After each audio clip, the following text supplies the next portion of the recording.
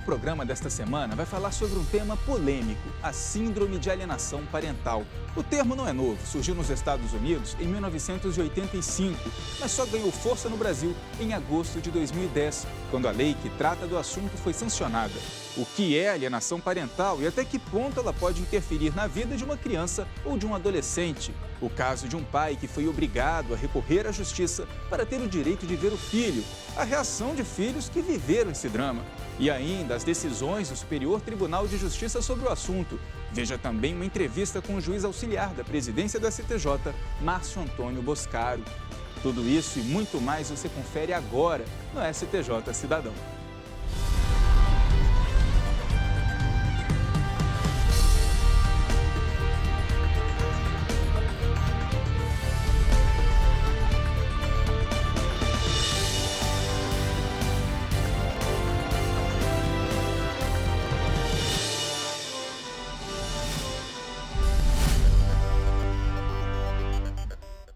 Inventar mentiras, viajar no período de visitas, impedir a mãe ou o pai de conversar ao telefone com o filho, não informar datas importantes na escola.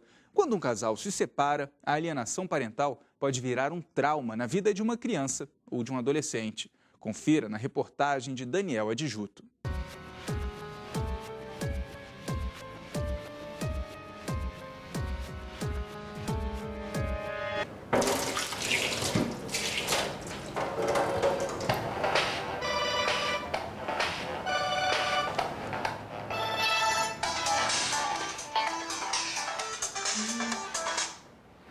Oi, Samuel. Alô, Amanda?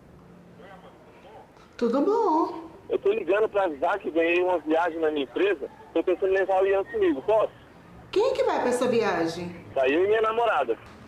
Ixi, deixa eu te falar.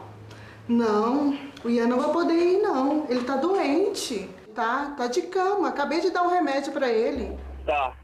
Passa o telefone pra eu falar com ele? Não tem como você falar com ele agora. Ele tá muito gripado. Não, ele não vai poder viajar com você. Tá bom, então. Tá bom. Manda um beijo pra ele e fala que o pai dele ama ele. Tá. Tá. Então tá bom, Samuel. Tá, boa viagem, viu? Ai, até parece. Até parece que eu vou deixar meu filho viajar com ele com essa nova namoradinha. Cenas como essa que você acabou de assistir parecem comum, não é? Apesar de serem fictícias, é a realidade da maioria dos lares brasileiros onde há casais separados. Quando um cônjuge tenta separar o filho do outro, ou pior, ameaça romper com qualquer tipo de laço de afetividade, a casos como esse é dado o nome de alienação parental. Alienação parental é quando um dos genitores, avós ou guardião da criança ou adolescente faz imputação de falsas memórias em relação ao outro genitor. Quando acontece essa interferência no psique dessa criança ou desse adolescente, ele começa a rechaçar aquele genitor que não detém a sua guarda. Então, esse genitor passa a ser para ele quase como se fosse um inimigo, porque esse genitor para ele é considerado de menor valia, esse genitor para ele passa a ser considerado como uma pessoa que não merece qualquer respeito, qualquer afeto dele em relação a esse pai ou a essa mãe. O termo é relativamente novo, surgiu em 1985. No Brasil, só em 2010, uma lei sobre o assunto foi sancionada. Segundo o texto, qualquer ato que interfira na formação psicológica da criança ou adolescente de forma a causar prejuízo na relação com um dos genitores caracteriza a alienação. Além de ter uma legislação muito recente, a síndrome da alienação parental é um problema difícil de ser identificado. Por isso, são poucos os casos que chegam à justiça. A primeira ação que chegou ao STJ tratou de uma mãe que, além de inventar mentiras ao filho sobre o pai, como violência e abuso sexual, fugiu com a criança para o Rio de Janeiro, após a justiça julgar improcedente um pedido que privava o filho do convívio com o pai. O ministro Raul Araújo, além de resolver o conflito de competência de juízos, entendeu que houve alienação parental. São vastos os exemplos de alienação por parte dos pais. Oi, pai. E aí, filhão? Como é que você tá? Tô bem. Tá bem mesmo? E a escola? Foi legal, brinquei, teve até um dever de ciências que a tia mandou. Mas fez, né, o dever? Fiz. O que é isso aqui? Rapaz, você não tá aprontando mesmo, não? Não. Reunião dos pais. E uma festinha pro Dia das Mães também. Festinha, é? Uhum. Legal. E não esquece de avisar minha mãe, não. Pode deixar, filho. Eu aviso a sua E mãe. não esquece de avisar ela. Eu aviso a sua mãe. Vai lá, lava as mãos e come. Tá. Festinha, Dia das Mães. Não vou avisar ninguém. Essa mulher tá me deixando doido.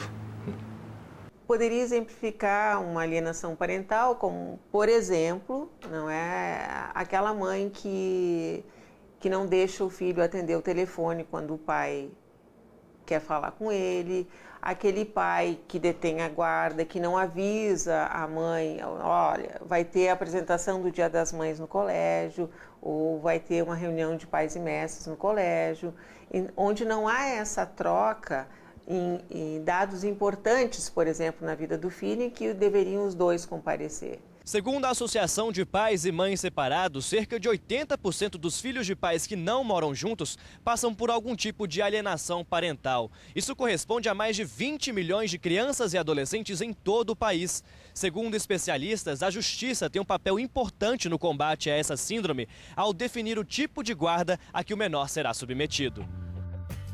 Em 2012, 340 mil casais se divorciaram no Brasil, segundo o IBGE.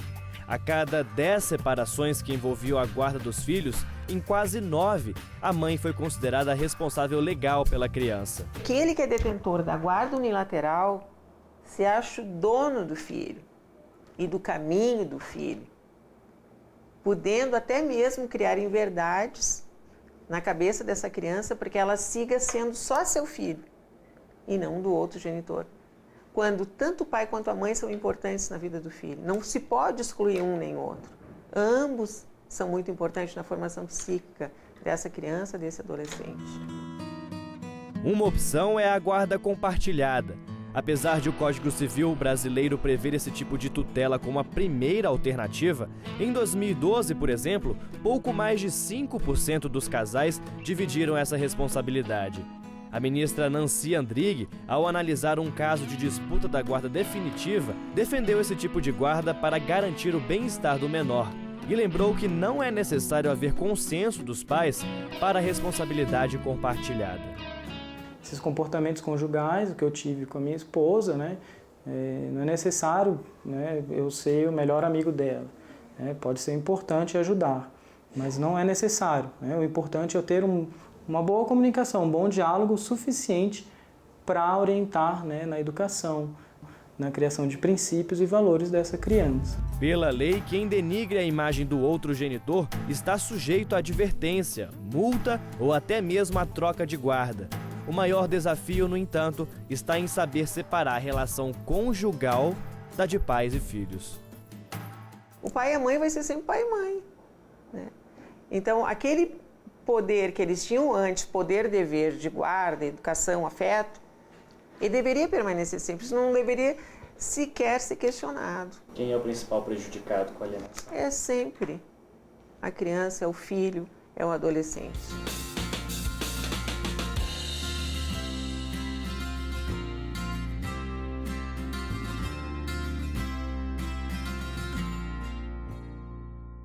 Daqui a pouco, casos de alienação parental. Até já!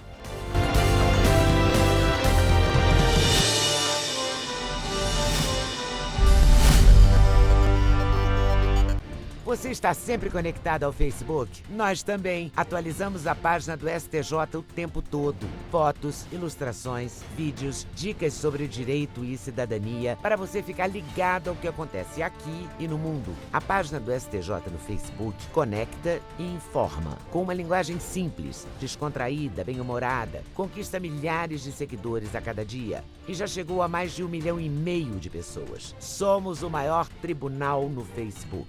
Espaço espaço interativo. Aqui você pode conhecer melhor seus direitos e ainda participar de promoções, sorteios e jogos. De qualquer lugar você acessa as decisões que mudam o curso do país e saem das salas de julgamento e chegam até onde você está, em casa, no trabalho, em qualquer lugar.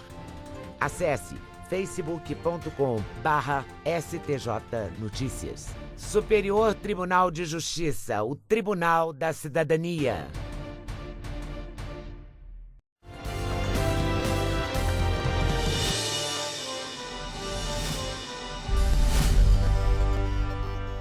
A história de um pai que se viu obrigado a entrar na justiça para ter o direito de ver o filho. E ainda, a menina que viveu alienação parental. Confira na reportagem de Judite Aragão. Há 6 anos, Hugo se casou. Ganhou o melhor presente que a vida poderia lhe dar: um filho.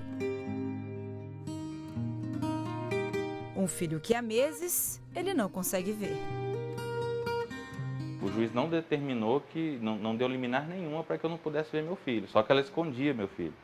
Eu chegava para pegar ele no sábado, lá ela não estava, sabe? Na sexta ela já não estava em casa. Então ela escondia. Quando era pro meu final de semana, ela sumia. Além de dificultar as visitas ao filho, a ex-mulher do Hugo fez uma série de acusações ao pai do garoto. Somente a palavra dela dizendo que o meu filho tinha falado que meu filho de 2 anos na época, 2 anos e 5 meses. Ela afirmava que o meu filho tinha falado que eu tinha enfiado um negocinho no bumbum dele. Essa era a frase. Agora, nem meu filho falava isso perante os psicólogos da vara da infância. Ninguém ouviu ele falando isso, somente ela ouvia e a mãe dela que ouvia. E a psicóloga contratada dela, particular. Só as 3 que ouviam.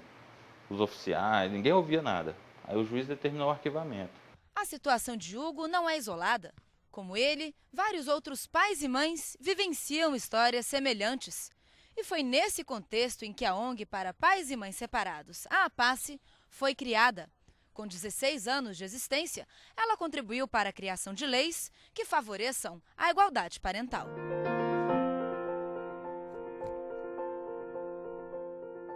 A gente trabalhou bastante para a edição das leis, né, sobre os assuntos, né? Tem a lei da guarda compartilhada, a lei da alienação parental, a lei que dá o direito aos avós a reivindicar judicialmente a convivência com os netos, e a lei das escolas, né, que obriga as escolas a prestar informação para ambos os pais. Experiência de quem já sofreu na pele os efeitos da alienação. Logo depois que nasceu a minha filha, eu percebi que eu ia ter dificuldades com esse relacionamento, né?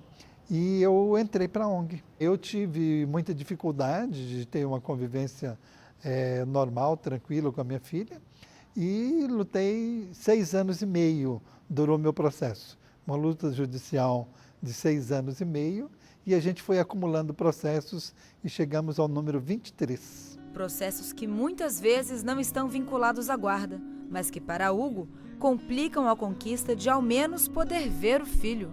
São 8 processos na vara de violência doméstica que foram todos arquivados por falta de provas ou por provas contrárias ao que era alegado, entendeu? Tem processo aqui da vara da infância que foram feitas investigação durante mais de ano e que também foi pedido arquivamento. Todos eles foram arquivados. Nunca fui condenado por nada desses processos aqui. Mesmo sendo difícil para Hugo, quem mais sofre com todo esse processo não são os pais nem a família. A principal prejudicada, sem dúvida, sempre é a criança, porque as pessoas adultas têm outras atividades, etc. e tal, para ocupar a cabeça, o pensamento, ocupar o dia, e a criança não, ela sempre sente a falta de um ou do outro genitor que não está presente. E isso leva a problemas psicológicos, né? Problemas que foram para dentro da sala de aula com a Alessandra.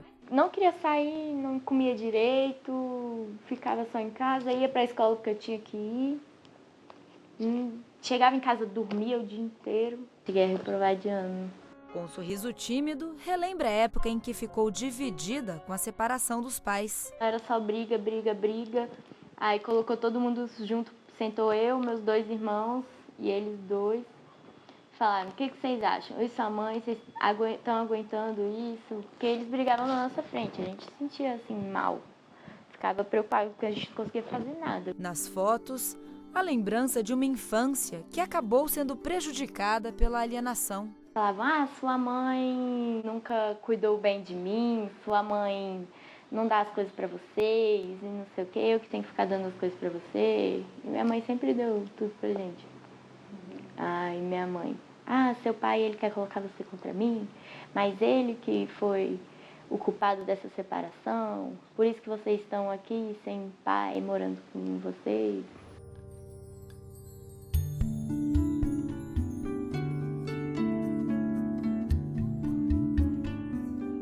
Mas apesar de ter passado por uma fase difícil na infância, a Alessandra teve sorte. Contou com uma ajudinha extra. Eles falavam mal um do outro pra mim, só que graças à minha avó, meu avô, eu consegui superar isso porque eles falavam pra eu não me preocupar, que eu amava os dois, que os dois me amavam. Só que eles estavam com essa briga entre eles e não tinha nada a ver comigo, eles estavam me envolvendo nisso. Falaram para eu entrar pelo ouvido e sair pelo outro.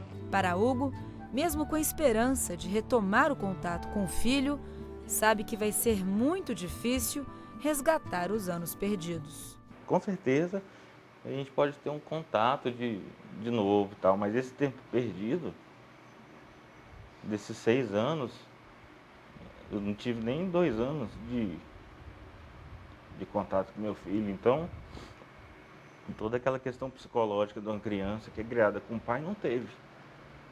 Como é que vai recuperar isso? Não tem como. E o trauma que ele vai ter quando crescer com essa situação toda? Ele já tem trauma disso. Quem mais sai perdendo? Quem mais sai perdendo é ele.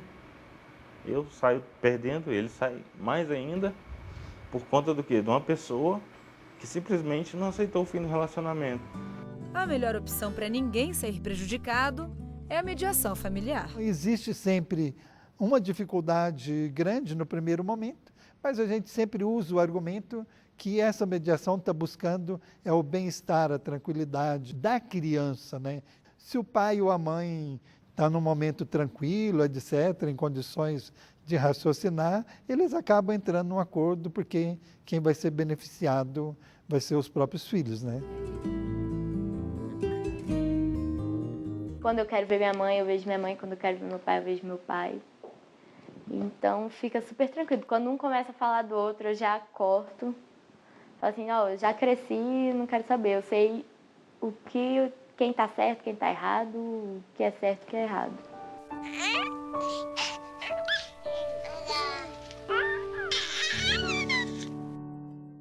E no próximo bloco, você confere uma entrevista com o juiz auxiliar da presidência do STJ, Márcio Antônio Boscaro. Até já!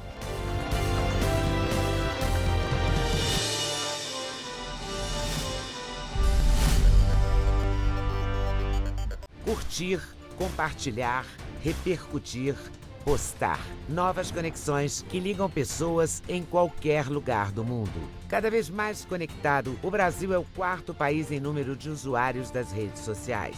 Sempre inovando, o Superior Tribunal de Justiça conquista milhares de seguidores na internet. A marca é resultado da linguagem simples, atraente e acessível no Twitter, no Facebook e no YouTube. Onde tem o nome do STJ, tem informação segura, confiável, tem cidadania. No Facebook, milhares de pessoas levaram a página do STJ ao primeiro lugar entre os tribunais mais acessados no mundo. No YouTube, novos programas, entrevistas, documentários e reportagens especiais. E no Twitter, informação curta, rápida, atualizada. YouTube, Twitter, Facebook, o Superior Tribunal de Justiça acredita nas redes sociais e leva a cidadania até você. Superior Tribunal de Justiça, o Tribunal da Cidadania.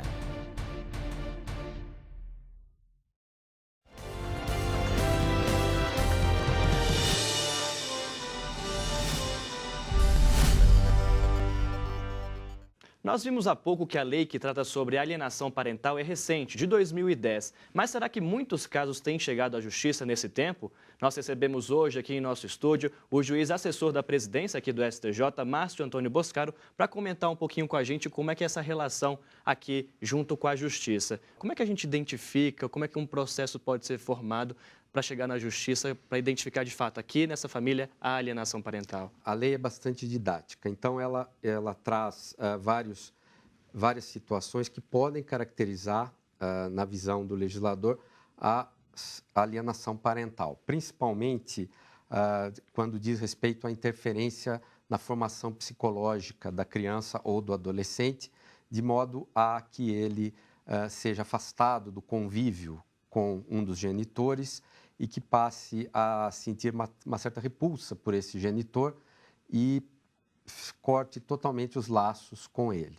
Então, as situações comumente ocorrentes desse tipo de situação são mesmo de difamação do genitor. O genitor, geralmente que detém a guarda, passa a criar uma imagem muito negativa do outro genitor, muitas vezes com fatos desabonadores e que não são verídicos, começa a criar muitas dificuldades para que esse genitor possa exercer seu direito de visita ao filho e também situações que deixa de dar recado, enfim, evita um contato de forma a cortar totalmente os laços que essa criança ou adolescente pudesse ter com o genitor que não tem a guarda da criança ou do adolescente. Agora, não necessariamente só pai e mãe, né? Pode se estender também a tios, avós. A lei prevê que pode, tanto as pessoas que estão próximas aos genitores, pais, tios, avós, e mesmo outras pessoas que estejam na condição de detentores da guarda. Às vezes, a criança tem pai e mãe, mas quem detém a guarda não é nem o pai nem a mãe. Uhum. Então, essa, por exemplo, está com a guarda para um avó, e esses avós, ou um deles, passa a praticar esses atos de alienação parental. Então, não necessariamente os pais podem ser os que praticam esses atos. A alienação parental, ela mais comumente ocorre quando um genitor fica muito tempo afastado do filho, e aí possibilita com que o outro genitor passe a detratá-lo, a dificultar o acesso. E quando há uma guarda compartilhada, isso é difícil de acontecer, porque o acesso é constante, é permanente, e a criança, o adolescente, vai saber distinguir realmente o que está acontecendo na realidade do que possa eventualmente ser inventado, criado por um cônjuge para tentar afastar, pelo genitor, para tentar afastar o filho do outro. Isso é tem que ter muito cuidado com isso, principalmente porque pode acontecer de ter denúncias que são inverídicas, né? Mentirosas. Sim, para caracterizar bem essas situações, a lei também foi muito cuidadosa ao exigir a realização de estudos com profissionais devidamente capacitados, credenciados no Poder Judiciário, que sejam especialistas no assunto, para que façam uma análise realmente profunda da situação para poder distinguir efetivamente o que é alienação parental, atos que caracterizam a alienação parental, de excesso de zelo no cuidado com os filhos. Agora, uma outra forma da gente resolver talvez esse problema seria uma conversa antes de chegar à justiça, seria o melhor? Isso sempre seria ideal. Mas no caso em que houver situações com a alienação parental caracterizados, seria sempre conveniente a judicialização imediata